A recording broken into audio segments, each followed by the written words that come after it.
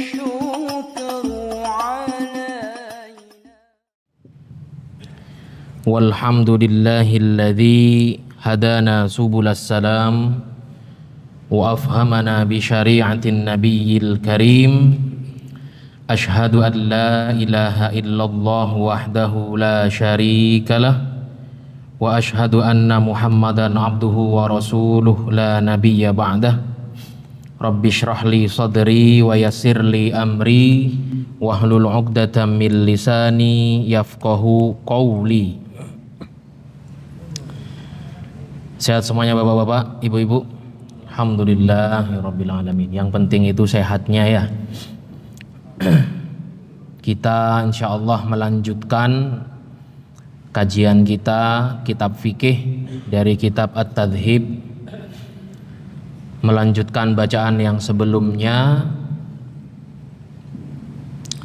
dan kita masuk ke bab tentang masih di sholat ya, tentang sholat berjamaah yang jamaahnya itu membludak sampai keluar, atau kalau ada imam jamaahnya berada di samping tapi luar dan tidak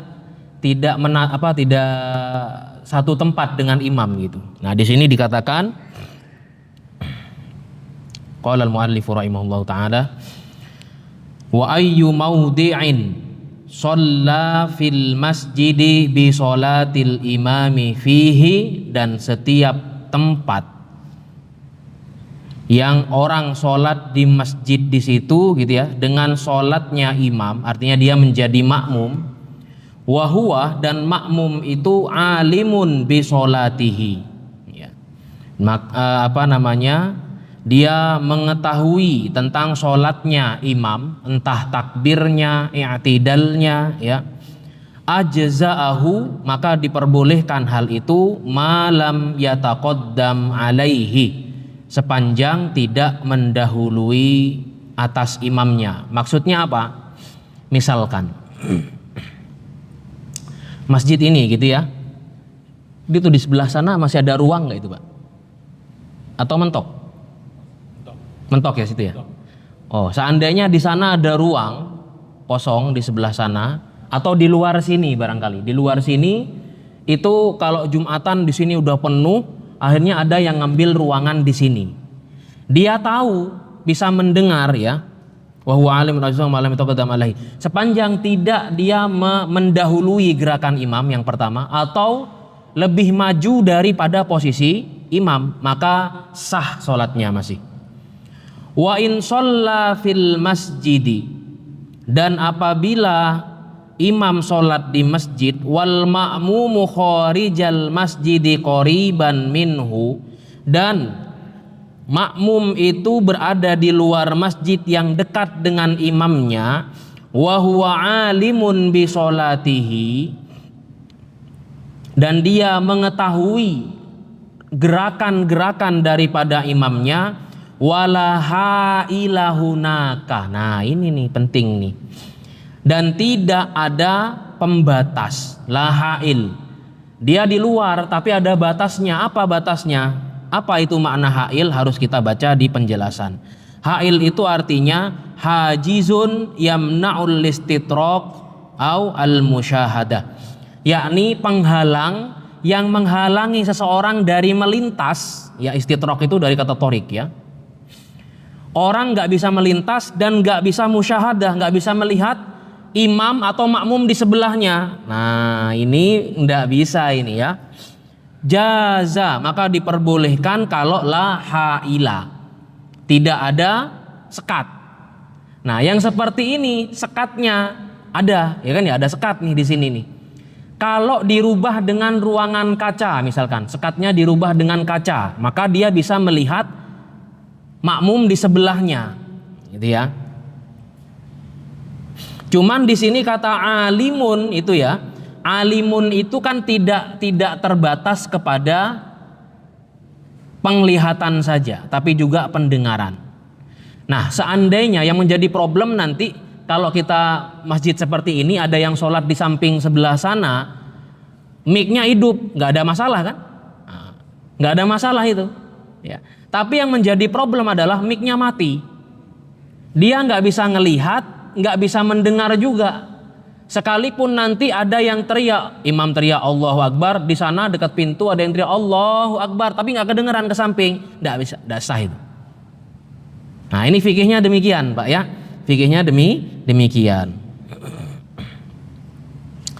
Maka termasuk di antara problem kita adalah, problem kita itu nanti yang pertama adalah kalau sholat ini membludak gitu ya, sholatnya membludak keluar. Problem pertama, satu, makmum, terutama makmum Jumatan. Kalau duhur biasanya enggak. Makmum Jumatan. Makmum Jumatan membludak keluar sampai ke sana. Itu bagaimana dalam pandangan mazhab Syafi'i? Dalam pandangan mazhab Syafi'i akan tetap sah Pak, kalau pertama ada ketersambungan, ya, ketersambungan artinya antara makmum ke makmum itu nyambung. Artinya nanti kalau mau sholat Jumat, pintu itu jangan ditutup, pintu sebelah sana jangan ditutup kalau ada makmum keluar. Itu ya, itu caranya supaya masih masuk dalam kategori ittisol, ketersambungan antara makmum ke makmum. Kalaupun tidak ada ketersambungan, mungkin karena ada sungai, ada pagar, ada jalan raya, sehingga makmum ke makmum itu agak sedikit terpisah, tidak boleh lebih dari 150 meter. Ya, kalau misalkan terpisah. Yang kedua, selain ketersambungan adalah al-ilmu. Ya, tadi kan ada kata alimun di sini, alimun bil imam. Berarti mengetahui gerakan-gerakan imam. Ya, mengetahui gerakan imam. Bagaimana cara mengetahuinya? Bisa dengan mendengar. Kalau jaraknya sudah kejauhan, tapi kalau zaman sekarang kan sudah ada toa ya, kedengeran tuh imam tuh. Cuman kalau nggak nyambung, nggak ada ketersambungan, tidak ada ittisol, nggak sah. Maka harus setidaknya tersambung dan tidak lebih ke kalau misalkan berjarak karena sungai, karena apa, nggak boleh lebih dari 150 meter. Nah, mengetahui gerakan imam itu tidak cukup hanya dengan melihat atau suara, tapi setidaknya Anda bisa melihat antara makmum ke makmum itu sudah sah. Gitu ya. Makmum yang di sebelah luar sana melihat ujung makmum yang di depan sini, ya. Misalkan makmumnya dari sini mentok sampai ke tangga gitu misalkan. Di tangga nyambung ke jalan raya. Itu boleh karena masih makmum yang di jalan raya bisa melihat makmum yang di tangga. Nah, itu masih sah itu. Sekarang yang jadi problem itu kalau Anda lagi umroh ya toh? Ada enggak pembimbing umrohnya yang ngajak sholat di hotel saja, tapi ngikut sholatnya Masjidil Haram. Hotelnya di mana dulu? Kalau di hotel Zamzam Tower itu bisa ngelihat mungkin ya, sekalipun ada ikhtilaf ya, mungkin masih sah. Tapi apa iya Anda sudah bayar mahal-mahal sholatnya di hotel? Ya iktikaf sekalian Pak gitu. Ada yang hotelnya di daerah Ajiat. Nih saya doakan semuanya bisa umrah, bisa haji semuanya, amin. Ada yang hotelnya di daerah Ajiat, kemudian pembimbingnya itu ngajak sholat berjamaah tapi di hotel. Padahal syarat-syarat yang dua ini nggak terpenuhi. Pertama, ketersambungan, ittisol. Kalau seandainya yang dilakukan adalah sholat Jumat, pasti membludak tuh, ya, sampai keluar jamaah masjidnya dari Masjidil Haram tuh, pintu itu sampai dari pintu Ajiat, Babus Salam itu keluar sampai ke depan hotel Ajiat. Lalu dia sholat di musola hotel Ajiat lantai 3 atau lantai berapa gitu, sholat begini. Tidak lebih dari 150 meter sah sholatnya. Tapi kalau sholatnya sholat duhur yang tidak ada ittisol jamaah dari Masjidil Haram ke jalan raya ke hotel, tidak ada ittisol, tidak sah sholatnya. Sekalipun dia mendengar suara imam. Nah ini kalau siapapun nanti yang berangkat umroh, berangkat haji, kok ada pembimbing yang ngomong, udah sholat di hotel aja tapi ikutin Masjidil Haram, dalam fikih kita tidak sah itu. Nanti kita caranya gimana Ustadz biar bisa sah? Caranya antara dua, antara Anda sholat berjamaah sendiri, tidak bersamaan dengan Masjidil Haram, atau ya ke Masjidil Haram, apa susahnya? Ya, sudah jauh-jauh, sudah bayar mahal dari Indonesia ke sana, kok malah pengennya sholat di hotel aja? Nah, logikanya di mana nih? Akal sehatnya di mana?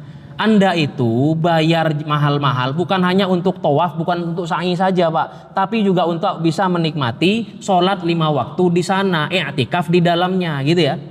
Nah, jadi kalau misalkan mutawifnya atau pembimbingnya, tour leadernya kok ngajak sholat di hotel, ya maka sudah Anda sholatnya, Anda berangkat sendiri aja ke Masjidil Haram.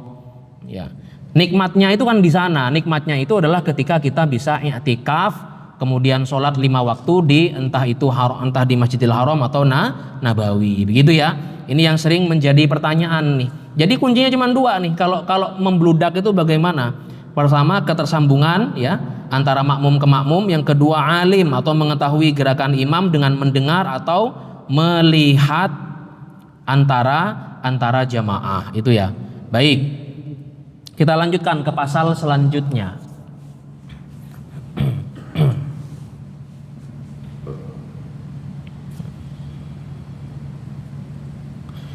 Faslun, pasal selanjutnya, wa yajuzu lil musafiri, diperbolehkan bagi musafir. Ini udah bukan bahas tentang jamaah membludak lagi ya, ini tentang sholat dalam kondisi safar. Wa yajuzu lil musafiri qasrus sholatir rubaiyati, boleh bagi seorang musafir untuk mengkosor, memendekkan jumlah rakaat yang 4 ar-rubaiyah ya. Dalilnya apa? Di sini dalilnya. Nah, ini uniknya kitab ini, Pak. Enaknya kitab ini, kitab At-Tadhhib min Adillatil Ghaya wa Takrib ini, Mustafa Adib Al-Bugha. Ini beliau menulis setelah ada matan, setelah ada redaksi, langsung disertakan dalilnya. Kan ini kan yang dibutuhkan kita. Ya. Liqaulihi ta'ala, dengan dalil dari Al-Qur'an apa? Wa idza darabtum fil ardi falaisa 'alaikum junahun an taksuru minas shalah. Surah An-Nisa ayat 101. Ya. Liqaulihi ta'ala, apabila engkau keluar ya sedang dalam perjalanan, falaisa 'alaikum junahun, tidak ada dosa bagimu untuk memendekkan salatmu, mengkosor salatmu.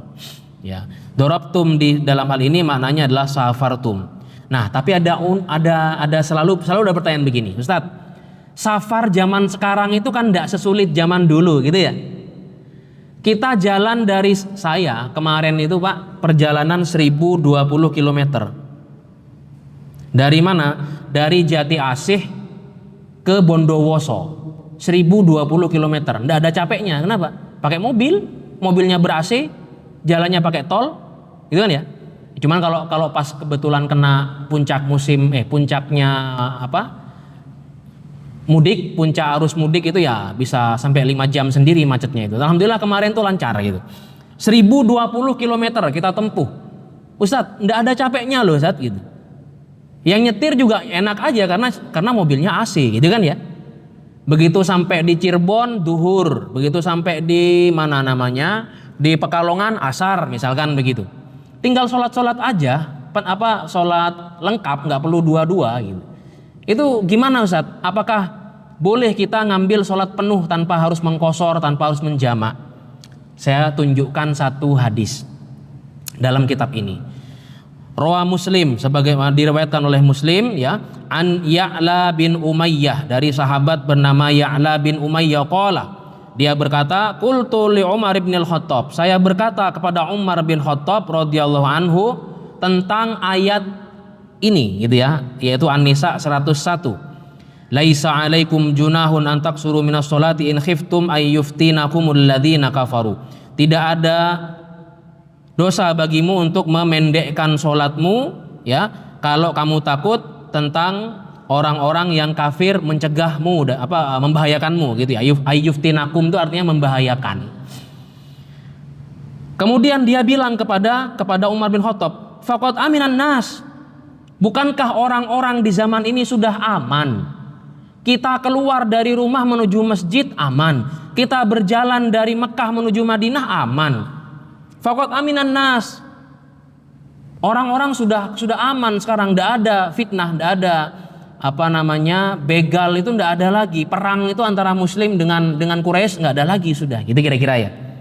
Faqala, maka Umar ibn al-Khattab juga menjawab, ajabtu mimma ajabta minhu. Saya juga heran dengan yang kau herankan. Kamu kan heran nih, kata Sayyidina Umar bin Khattab. Saya juga ikut heran. Kenapa kok ayat ini turun sedangkan kita sudah dalam kondisi aman nih gitu. Fasa'altu Rasulullah sallallahu alaihi wasallam an dzalika. Lalu kemudian di sini dikatakan ya, sahabat tadi siapa namanya? Ya'la bin Umayyah. Sa'altu di sini berarti Ya'la bin Umayyah. Itu bertanya kepada Rasulullah tentang ayat ini, andalika itu tentang redaksi Quran tadi, ya, ayat Al-Quran tadi. Faqala, maka Nabi kemudian menjawab bahwasanya mengqosor sholat itu atau membatalkan puasa itu karena alasan safar, shadaqatun tasaddaqallahu biha alaikum. Ini adalah sodakoh dari Allah yang Allah berikan kepadamu. Fa'aqbalu sodakotahu, maka terimalah sodakoh Allah. Nggak usah gengsi-gengsi. Itu ya, kata Rasulullah. Jadi bukan karena urusan capeknya, bukan karena urusan sulitnya, bukan karena urusan aksesnya, keselamatan dan ancaman dan lain sebagainya. Sekalipun semua hal itu tidak ada dalam safar kita safar pakai pesawat, safar pakai kereta, safar pakai mobil, full tol. Saya kemarin perjalanan pulang itu full tol dari Lingkar Luar sampai Situbondo Barat. Dari Situbondo Barat keluar pintu tol sampai ke rumah saya cuma 1 jam saja. Perjalanan lancar, aman sentosa gitu. Nggak ada halangan apapun ya, kecuali ya bensin aja barangkali. Itu aja ya. Nah itu aman aja gitu. Masa saya harus mengqosor sholat saya? Iya, sunnah hukumnya mengqosor. Itu dalam pandangan mazhab Syafi'i. Kenapa? Shadaqatun tasaddaqallahu biha alaikum, kata Rasulullah. Anggap ini sodakoh dari Allah dan terimalah sodakoh itu, nggak usah gengsi-gengsi kamu. Sekalipun kamu mampu puasa dari Solo sampai Bondowoso, sekalipun kamu mampu puasa dari Jati Asih sampai Solo, gitu kira-kira. Laksanakan saja, ambil saja keringanan itu. Allah suka ketika engkau datang kepada keringanan yang Allah berikan. Maka mazhab Hanafi, ini kan kita pakai kitab mazhab Syafi'i ya. Kalau mazhab Hanafi itu dalam kitab Adz-Dzakhirah saja misalkan. Mazhab Hanafi mengatakan mengqosor sholat dalam safar hukumnya wajib. Nah loh, wajib Pak. Kenapa? Karena langsung Rasul bilang ambil katanya. Fa'aqbalu shadaqatahu. Rasulullah di sini pakai kalimat perintah, fa'aqbalu shadaqatahu. Kata mazhab Hanafi, kalimat perintah yaqtadi al-wujub. Kalau ada kalimat perintah maknanya sama dengan kewajiban. Nah, alhamdulillahnya kita di Syafi'i atau dikatakan di mazhab Hambali ya, itu hukumnya sunnah saja untuk mengambil qosor dalam sholat. Qosor itu Pak, kalau sholat rubaiyah yang 4 rakaat itu menjadi 2 rakaat.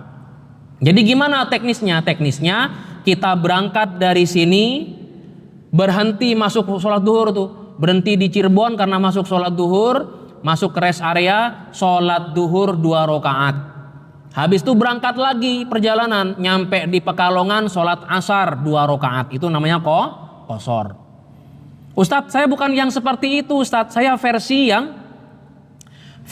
yang berhenti di Cirebon, berhenti di mana, di rest area mana gitu. Kemudian saya mengqosor sholat duhur digabung dengan sholat asar 2 + 2. Itu namanya jamak qosor. Ada itu. Ya, pendapat Syafi'iyah. Ustadz, kalau saya menjamak saja bagaimana? 4 + 4, karena kebetulan mobil saya mobil listrik Ustadz. Berhenti di rest area, nyari SPKLU, dicas di sana gitu ya. Karena ngecasnya tuh nggak bisa kayak pom bensin. Kalau kalau mobil bensin antri 3 menit sudah dapat bensinnya gitu kan ya. Nah kalau mobil listrik kan bisa setengah jam sendiri, 1 jam sendiri gitu kira-kira. Akhirnya dia pengen menjamak lengkap saja 4+4 boleh, pilihan Anda. Tapi di sini yang kita bahas adalah qasar.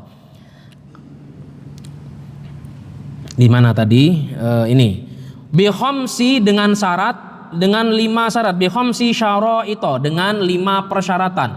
Apa 5 syaratnya? 5 syarat. Apa aja 5 syaratnya?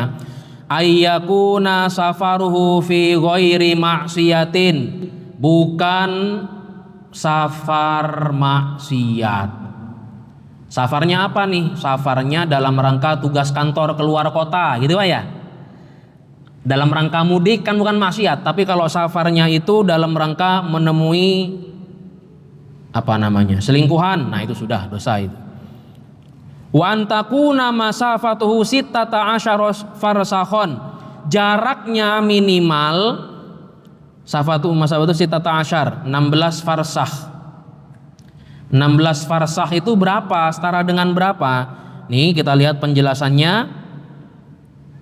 Rawal Bukhari ta'liqan fi taksiri shalah, dengan urusan mengqashar salat itu babun fi kammi tuqassaru shalah, tentang berapanya jarak sehingga sholat itu bisa diqashar, tuqsharus shalah. Wa kana Ibnu Umar wa Ibnu Abbas radhiyallahu anhuma, Ibnu Umar dan Ibnu Abbas itu yaksurani wa yuftirani, mengqashar salat dan membatalkan puasa fi arba'ati burdin, 4 burud, wa hiya sittata asyara farsakhon wa tusawi, setara dengan 81 km ya. Wahid wa thamanuna kilometron takriban, setara dengan 81 kilometer. Ini syarat pertama, minimal jarak yang ditempuh 81 kilometer. Alah, 81 kilometer Subang Pak ya, tol Subang itu 81 kilometer, kita udah gak kerasa itu 2 jam paling. Kalau kita mau ngomong masalah efisiensi kalau ngomongin masalah zaman sekarang nggak sulit zaman dulu gitu. Tapi ini bukan masalah sulit enggaknya, ini masalah keringanannya. Yang ketiga, wa antakuna wa yakuna muaddiyan li sholatir rubaiyah, salatnya salat yang 4 rakaat. Salatnya yang 4 rakaat. Ini syarat qashar ya. Artinya tidak bisa Anda mengqashar salat subuh, tidak bisa Anda mengqashar salat maghrib. Yang diqashar hanya isya, duhur dan asar. Ya, bukan jamak. Sekali lagi ini masalah qashar, bukan jamak. Kalau menjamak Anda boleh menjamak antara salat duhur dengan asar, maghrib dengan isya. Kalau subuh tidak bisa itu dijamak subuh antara Anda menjamak isya dengan subuh, itu tidak bisa. Ya, pernah sempat viral nih, ada ustadz yang ngomongin boleh menjamak haji nih. Ketika haji katanya menjamak isya dengan subuh enggak bisa ya, sudah ada aturan mainnya itu ya. Oke, thayyib, kita lanjutkan. Kemudian Saudara Rabi'ah wa yanwiyal qasra ma'al ihrami wa la yatamma bimuqimin ya. Jadi enggak boleh kita, yang kelima ini tuh 2 3 4 5, enggak boleh bermakmum kepada, berimam kepada mukim, enggak boleh imam kepada mukim.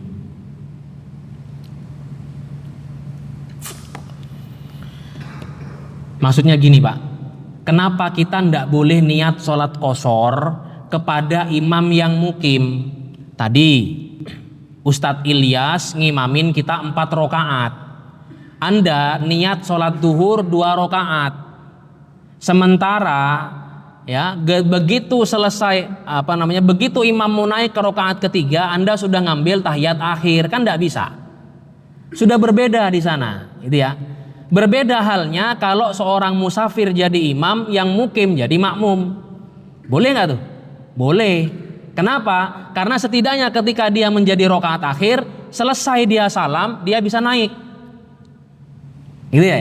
Maka di sini tidak boleh bermakmum kepadamu mukim ya. Nah ini ketika ihram juga boleh nih, wayan wiyal qasra ma'al ihram. Itu boleh ketika masih Anda berihram, ketika sedang umroh atau haji ya, diperbolehkan gitu.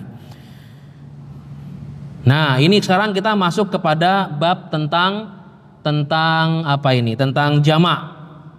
Wa yajuzu, sebentar. Ada riwayat lagi Nurul Mufi Taksir udah ini. Ayyak surah sholatul rubaiyah allati yuaddiha ala safar. Nomor 2 di sini penjelasannya tentang wa ayyakunal muadil sholatul rubaiyah. Di sini penjelasannya ayyak surai yaksuru sholat ar-rubaiyah allati yuaddiha ala safar. Hendaklah dia mengqosor sholat rubaiyah yang dia lakukan ketika safar. Ndak boleh Pak, kalau Anda kemarin punya hutang sholat duhur, lalu Anda safar hari ini, Anda meniatkan sholat qosor itu untuk mengkodok sholat yang kemarin, ndak boleh. Gitu ya. Falau qada fa'ita al-hadra fis safar fala yaksur. Ya, ndak boleh dia mengqosor niat salat salat qada yang hadir kemarin, gitu ya. Nah, wa kadzalika idza qada fa'itatus safar fil hadri. Termasuk begini, Anda safar lupa melakukan salat duhur kemarin. Hari ini Anda berada di tempat ini gitu ya, berada di rumah gitu katakanlah. Anda meniatkan saya mengkodok sholat duhur kemarin dengan niat qosor 2 rakaat. Tidak boleh, karena kenapa? Hanya ketika hanya di waktu safar saja boleh mengqosor sholat itu. Ketika bukan musafir tidak boleh lagi mengqosor sholat. Wa yajuzu lil musafiri ay yajma'a baina adh-dhuhri wal 'ashri fi waqti ayyihima syaa. Boleh bagi seorang musafir menggabungkan salat antara zuhur dan asar fi waqti ayyihima syaa, di waktu yang mana suka-suka mereka gitu ya. Wa bainal maghribi wal 'isya'i bi waqti ayyihima syaa. Ayyihima syaa di sini maksudnya Pak, antara jamak takdim atau jamak takhir. Anda menjamak duhur asar di waktu duhur berarti takdim. Menjamak duhur dan asar di waktu asar namanya jamak takhir. Begitu juga dengan sholat isya dan maghrib. Menggabungkan maghrib dan isya di waktu maghrib namanya takdim. Menggabungkan maghrib dan isya di waktu isya namanya takhir, begitu ya. Apa dalilnya? Li khabari Ahmad bin Hambal, dari riwayat Ahmad bin Hambal an Ibnu Abbas radhiyallahu anhuma, dari riwayat Ibnu Abbas radhiyallahu anhuma, suila ma balul musafir yusalli raq'ataini idza infarad. Bagaimana tentang salatnya musafir ya, kalau dia salat 2 rakaat sendirian, wa arba'an idza tamma bimuqimin, kemudian salat 4 rakaat ketika bermakmum kepada seorang mukim, faqalatil kasunnah, maka dijawablah itu sunnah, gitu ya. Jadi kalau sendirian Anda boleh salat 2 plus 2 atau 2 saja qosor. Tapi kalau bersama mukim enaknya Anda meniatkan salat duhur bersama imam yang hadir 4 rakaat, lalu setelahnya mundur Anda sholat 4 rakaat asar. Nah itu namanya menjamak. Gitu ya. Bisa nggak Ustadz saya menjamak niat 4 rakaat sholat duhur bersama imam lalu mundur 2 rakaat sholat asar. Nah itu apa itu? Itu campur aduk itu ya. Jadi kalau mau menjamak qosor ya jamak qosor 2 plus 2, jangan 4 plus 2 ya, tidak disarankan. Bukan nggak boleh, saya tidak tahu hukumnya secara spesifik, tapi setidaknya jangan digabung-gabung seenaknya. Nanti namanya tatabung rukhos itu. Tatabung rukhos itu artinya ngambil yang enak-enaknya demi melegitimasi hawa nafsu. Baik, sampai di sini dulu pembahasan kita. Sekarang tanggal berapa ini, Pak? 13 ya. 13 bulan 4 Ar-Rayyan. Oke. Barangkali ada pertanyaan? Ya, silakan. Untuk sholat Jumat di beberapa masjid kan ada tingkat 1 sama tingkat 2. Iya. Sementara yang di bawah itu ada pakai layar. Memang satu masjid itu kan. Sementara kan melihatnya itu hanya dengan layar, tidak langsung. Dengar langsung juga terdengar. apa itu masuk hukum tadi sambungan itu maksudnya? Iya, itu masih masuk dalam kategori ketersambungan, Pak. Yang penting ini jamaah di lantai atas nih membludak sampai ke bawah, lalu nyambung ke bawah sekalipun ke depan, bukan ke belakang, gitu kan ya? Sampai ke bawah kita sebelah sini nih, seret, itu masih masuk dalam kategori tersambung. Adapun ada media layar di sana, kemudian ada apa namanya, bukan PowerPoint, proyektornya gitu ya, yang menunjukkan lokasi imam dan gerakan imamnya, ya itu bagian dari cara zaman ini gitu ya, yang membuat seorang makmum itu alim itu mengetahui tentang posisi imamnya sudah ruku apa i'tidal. Nah, itu ya salah satu mediator lah zaman ini. Demikian, wallahu a'lam bishawab. Nggih, silakan. Kalau imam di lantai 1, makmum di lantai 2 dan nggak kelihatan sama sekali gerakan di bawah, kan kalau mengeluarkan suara nih. Nah itu pas rakaat terakhir, sujud terakhir, piknya mati. Imam di atas gimana tuh? Kan nunggu belum kan? Iya. Sujud terus. Tapi pas assalamualaikum lagi selesai sahutnya. Jadi makmum yang itu baru sadar kalau itu udah selesai sholat pas Iya. assalamualaikum. Iya. Itu harus gimana tuh? Pada prinsipnya kalau ketinggalan 2 rukun dari imam, makmumnya batal. Tapi ada langkah antisipasi sebenarnya, Pak. Langkah antisipasinya itu ketika mic itu mati, kan ada orang di tengah-tengah jamaah itu yang bisa teriak Allahu Akbar. Kan kalau di Masjidil Haram tuh mesti ada tuh Allahu Akbar, Allahu Akbar, kan gitu kan ya. Itu tujuannya supaya apa? Makmum yang di belakang benar-benar dengar. Kalau seandainya mic mati, dia bisa melihat itu. Maka saran saya kalau misalkan memang masjid itu dua lantai, setidaknya ada pembatas. Jangan full begini ketutup semuanya atasnya, jangan. Supaya apa? Makmum bisa ngelihat makmum. Makmum yang sebelah sana bisa ngelihat makmum yang sebelah sini, atau imamnya kalau di dalam kan, atau imamnya di sini itu kelihatan sama makmum yang sebelah sana. Itu. Yang kedua, harus ada apa namanya, orang yang di belakang imam yang teriak takbirnya sama i'tidalnya itu. Sehingga orang di belakang itu juga bisa mendengarkan gitu ya. Itu salah satu langkah antisipasinya. Nah, tapi seandainya itu terjadi kayak tadi itu, berarti kan sudah ketinggalan dua rukun dari imam, 3 bahkan. Ya, imam sudah duduk tawarruk 1 sudah. Kemudian syahadatnya imam 2 sudah. Kemudian salam, kemudian sholawat kepada Nabi 3, salam imam 4 rukun, Pak. Batal sholatnya makmum. Terus gimana yang di atas itu? Ya sholat lagi. Itu ya, sholat lagi. Demikian, wallahu a'lam bishawab. Ya. Kalau masalah safar di hari Jumat gitu gimana? Safar di hari, kenapa? Pertanyaannya apa? Jumatnya, sholat Jumatnya apakah? Oh, yang wajib sholat Jumat itu adalah orang yang mukim, muslim, akil, baligh, sehat. Musafir tidak wajib sholat Jumat.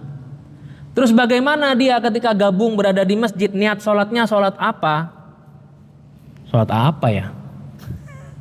Sebenarnya tidak ada nih kalau kita mau nyari dalam sepengetahuan saya ya, dalam sepanjang yang saya ketahui, tidak ada musafir sholat Jumat itu, tidak ada. Jadi bagaimana? Ya Anda sholat sendiri saja, menjamak sholat atau mengkosor sholat. Boleh ndak Ustadz? Imamnya niat sholat Jumat, makmumnya niat kosor duhur. Mungkin boleh, Pak, karena di jenis sholat yang lain kan boleh tuh. Imam niat sholat di Tufatul Muhtaj itu diperbolehkan. Imam sholat sunnah ba'diyah duhur, makmumnya ngetok tek gitu kan, niat sholat duhur, boleh itu. Ya kalau seperti itu konteksnya mungkin diperbolehkan. Dalam Tufatul Muhtaj saya bisa tunjukkan bahwa itu diperbolehkan. Tapi termasuk mungkin diantaranya adalah diantaranya adalah sholat Jumat. Imamnya niat sholat Jumat, salah satu makmumnya yang musafir niat sholat qasar duhur. Itu ya, wallahu a'lam bishawab. Intinya memang tidak ada kewajiban bagi musafir ikut sholat Jumat. Pokoknya udah 100 km, 85 km aja udah boleh untuk melaksanakan, 89 km aja udah boleh melaksanakan qasar. Baik, Kalau tidak ada pertanyaan lagi, kita tutup kajian kita pada siang hari ini dengan bersama membaca doa astaghfirullahaladzim, astaghfirullahaladzim, astaghfirullahaladzim. Allahumma anfa'na bima 'allamtana warzuqna 'uluman tanfa'una fid dini wad dunya wal akhirah. Allahumma inna qad istawda'naka bima 'allamtanahu wardudhu ilaina 'inda hajatina ilaihi wa la tunsina anhu ya rabbal alamin. Rabbana atina fid dunya hasanah wa fil akhirati hasanah wa qina adzabannar. Wa akhiru da'wana alhamdulillahi rabbil alamin. Subhanakallahumma wa bihamdika asyhadu an la ilaha illa anta astaghfiruka wa atubu ilaik. Wassalamualaikum warahmatullahi wabarakatuh.